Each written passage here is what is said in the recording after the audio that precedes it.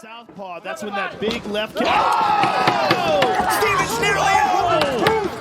Kattar trying to finish the fight. Calvin Kattar landed a Boston bomb tonight. Oh my goodness, and you split him open. Look at that. He's having a hard time just getting it together here. What a shot from Calvin Kattar. War never changes. Pain, humiliation, and brain damage has been and always will be the cost of competing at the highest levels. But the methods of delivering these things, well, they're shifting all the time. It seems there is a perfect balance to the art of war. As one style reigns supreme, another rises to take its place. Gone are the days of jack-of-all-trade fighters who entered the cage with a shovel hook and a single leg. The current meta of combat sports is no meta. The UFC is full of specialists, and if you are talking about pure boxing, there is no fighter more of a specialist than Calvin Kattar. The featherweight fighter has made some real noise in the division this year, so we have decided to take the time to cover his bouts with no detail spared. We are on the brink of hitting 50,000 subscribers, so make sure you like and subscribe, and hit the bell notification button if you haven't already. With that being said, let's get started. What better place to start with our analysis than Kattar's first UFC appearance? In his UFC debut against the lanky Andre Fili, Kattar didn't put on the fireworks show he would later become known for. Instead, he showed a mastery over the fundamentals. Calvin used an excellent jab and an acute awareness of range to attempt to draw out Fili's own jab and counter over the top. That's it! That's it! Oh, kid is having some good success with that left hand. There's a right hand. Forward moving fight. Strikes. Fili the more active guy. Kattar landing at a slightly better percentage. Fili looks to be in outstanding shape. He hurt him. Big combination for Kattar.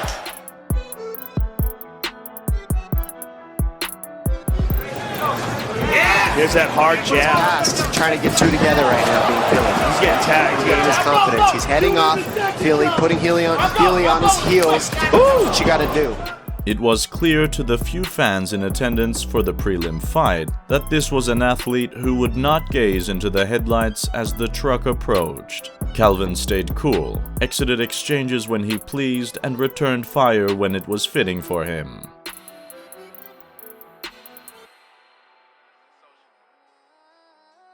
His finish in his next bout against Shane Burgos wasn't just a fireworks show. It was the 4th of July.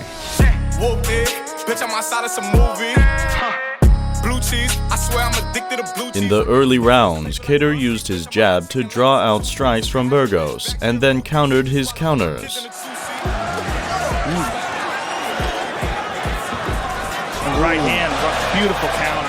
Kattar closing as a plus. Kattar's getting the jump. Yeah, pushing the pace here. Nice right hand. Kattar's dealing well with it. Ooh, that jab's clean. Ooh. The finish of Burgos came in the 3rd round and was spectacular. Window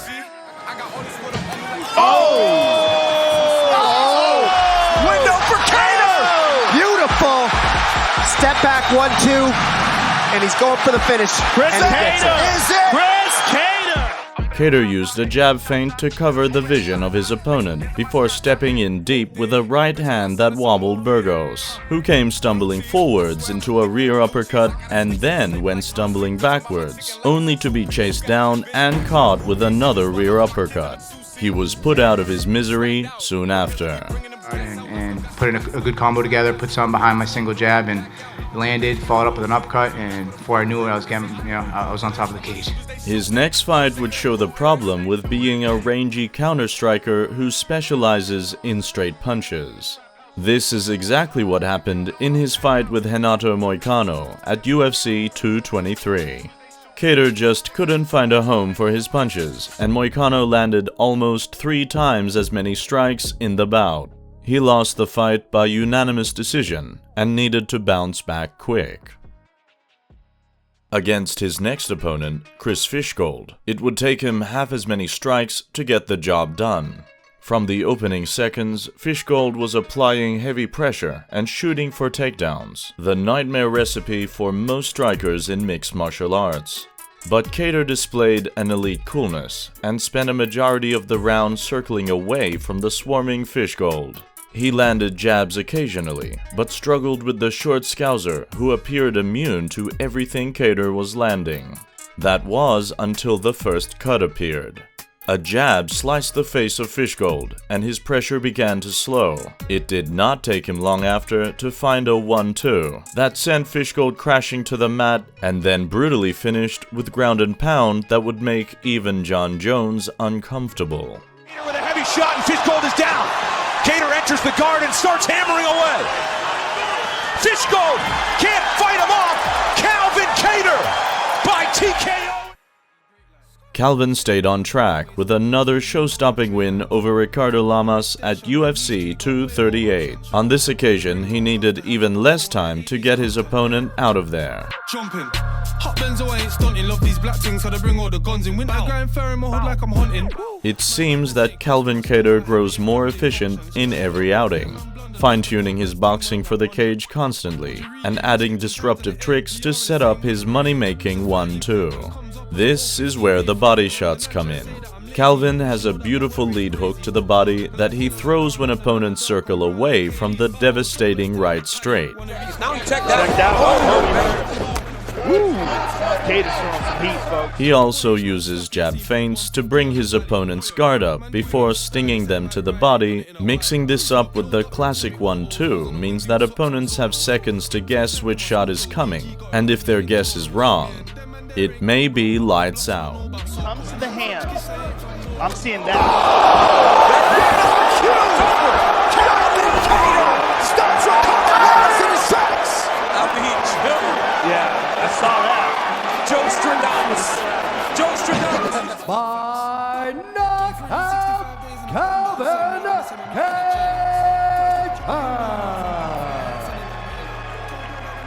But the prize for beating a veteran is not always great, and being matched up with featherweight nightmare Zabit is not a nice way to be welcomed into the elite pool of the division. For most of their bout, Kattar was not able to really commit with his boxing, due to the diverse threat of takedowns, spinning attacks, and unorthodox entries from Zabit. He did well in spots, but most of the first 2 rounds was spent taking 3 punches to deliver 1. He did begin to turn it around the 3rd round when a tired Zabit would stand in front of him, but sadly it was too little too late for Calvin to really get anything done. But despite the loss, he proved himself to not just be a boxer with an ability to set traps. He proved he has the heart and the quick thinking to challenge for a title. New Street got way more options. Ringtone constant had the awful like 80s content. Jumping. Hot Benzo ain't stunting. Love these black things. His last 2 fights have really put him on the map. In May of this year, he placed his entry for Knockout of the Year against a fighter whose name we still don't know. No damn well who I am. Against Jeremy Stevens.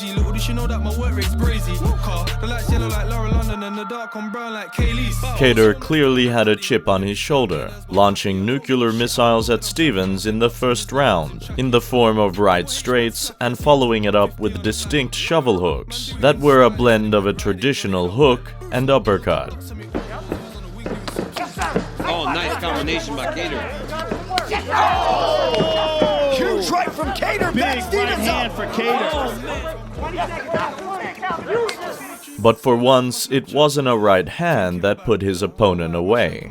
It was an elbow. When you fight 33 times in the UFC, you fight everybody. Oh, nice combination. Oh, my goodness. Calvin's putting it on him now. Southpaw, that's when that big left kick. Stevens nearly out.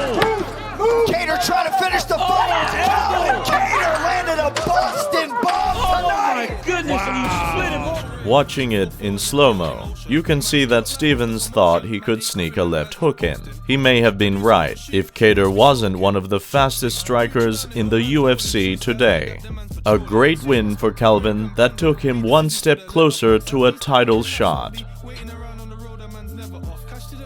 And finally, his most recent performance and his first main event came just 2 months later at UFC on Fight Island 1 against the always game Dan Ige. Now me and us both happy. I don't give a shit how I look when I'm trapping, man. Clean dots and Rizzler bobs in trackies. The fight showed that the rate of improvement to Kattar's confidence and hand speed has no signs of slowing down.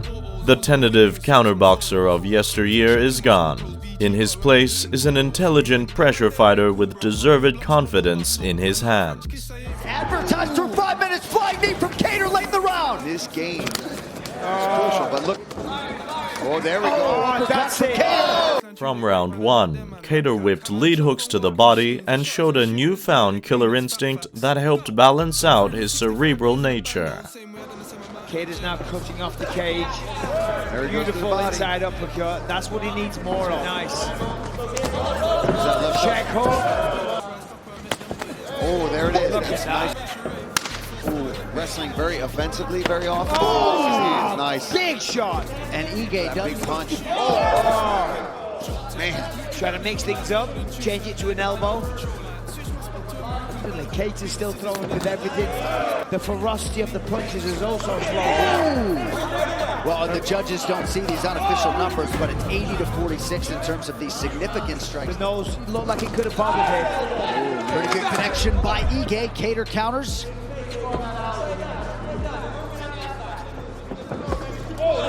knows he's behind. And I think, oh, nice knee. And another one.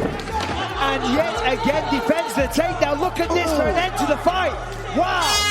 Calvin Kattar faces his biggest challenge yet in Max Holloway in just a little over a month from now. How will he handle the range and combination punching of the former featherweight king? All remains to be seen.